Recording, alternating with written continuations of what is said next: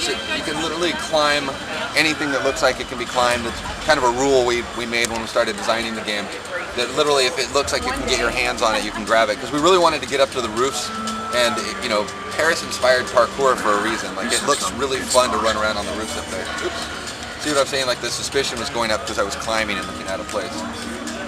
But careful, check to make sure nobody sees me. Alright. So yeah, it's something that we can use in the missions to kind of navigate around. The player can come at these things from, you know, especially when you're in Paris, where all the buildings, you know, you can really navigate. There's a lot of different ways you can get into an area. There's like 360 degrees and this whole vertical nature that you can really generally approach a situation. Was für eine jämmerliche Verkleidung hier.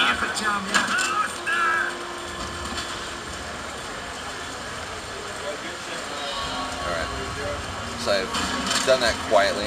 I'm going to plant this last bomb on the track here.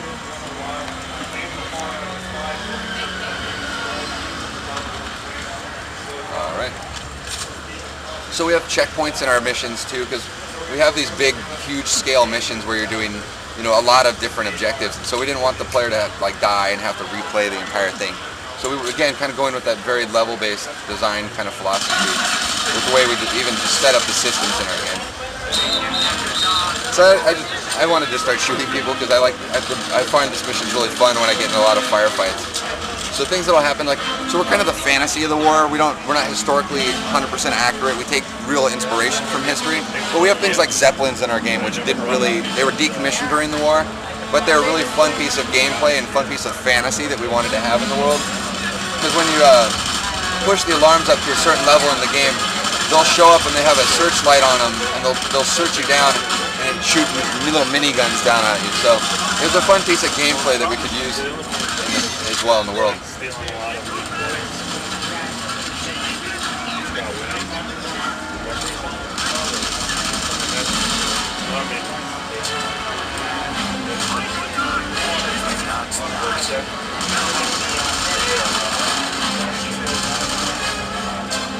Now we're going to make a big escape from here.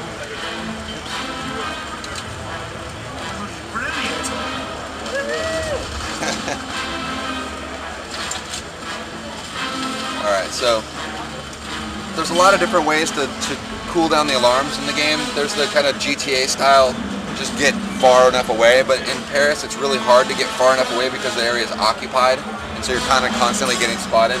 So we have a lot of different hiding spots in the game. This is just one of them. This is a little shack hiding spot that we have. And there's girls you can kiss and the enemies will go running past, that kind of classic movie moment. There's little brothel hiding spots. There's a whole slew of these things in the game. But as the alarm levels get really high, they start becoming invalid hiding spots, because there's like kissing a girl in the streets is not really valid when there's just, you know, tanks rolling down the streets. So what'll happen is, kind of playing off the fantasy of the resistance, is what we call fight back zones. And so the fight back zones are these spots where in the color areas that the resistance have bunkered down, and you can pull your enemies over there and get in these big firefights with you and the resistance versus your enemies, and actually push them back and kind of fight and cool the alarms back down in the world. They did. The first engineer they sent died suddenly in his sleep. How'd you hear? Alright. I was lying next to him at the time. I thought you didn't mix business with pleasure. So the other thing that we thought was really fun about our game was when we started building Paris, and like you said, we can climb anything that looks like it can be climbed in the game. We wanted to have a good, you know, exploration reward and having, you know, like a collections mechanic, really.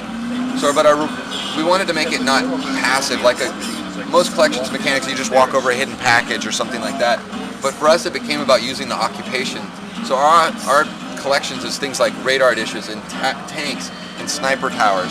So you go fight against those things in the game, and you blow them up, and it's persistent. And so they're gone forever. It gives you contraband, which you can use to go to the black market and feed and actually get better weapons or different things to give to the resistance. And also, they often have an interplay between our missions as well. Like, they'll be in the mission areas, and they'll be all over the place. There's towers, and so you can go around the world scouring the game, blowing up all these towers, get rewarded for it, but then when you play the mission, you know, that sniper tower that might have a sniper shooting you in the head is gone, so it actually kind of like softens up an area in the game as well. Shite. This is getting complicated. I'll be waiting to pick you up. So we'll later. hurry through this a little bit here. Whatever So what they're going to do happens, is, like I make was sure saying, that we go for the very more level-based kind of design philosophies with our missions. So they're going to send me through this train yard to get up to a train that's up here. And I have to get on the train, I have to disable the communications before I can get to the scientist that's on the train, and then also get all the way up to the front and then pull the throttle to guarantee it's going to hit the bridge, and then go get the guy off of the train. So there's a lot of things, you know, to do in there. It's definitely a lot of steps as far as the mission goes.